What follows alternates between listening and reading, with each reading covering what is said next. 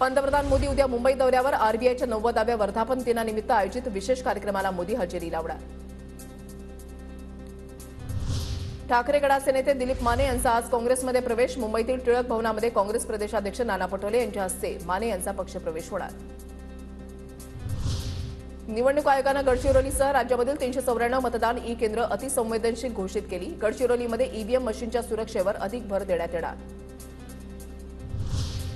लोकसभा निवडणुकीमध्ये मोठ्या प्रमाणावर पैशाचा आणि मद्य वाटपाचा वापर होणार असल्याचं स्पष्ट। महिनाभरामध्ये राज्यात 52 कोटी 56 लाख रुपयांची बेहिशेबी रोख रक्कम आणि दारूचा साठा जप्त। नांदेडकरांची प्रतीक्षा संपली। कोरोना काळापासून बंद असलेली विमानसेवा सुरू, दुरुस्तीचं काम पूर्ण, नाईट लँडिंगचीही व्यवस्था। कोल्हापूर तिरुपती विमानसेवा आजपासून पुन्हा पूर्ववत। आठवड्यातून 3 दिवस विमानसेवा मिळणार। स्टार एअरकडून 50 आसन क्षमतेच्या विमानाची सेवा। नवी मुंबईतल्या बाजारपेठेमध्ये लसणाची आवक वाढल्यानं मोठ्या प्रमाणात दरामध्ये घसरण। घाऊक बाजारामध्ये लसणाचे दर 50 ते 140 रुपयांवर।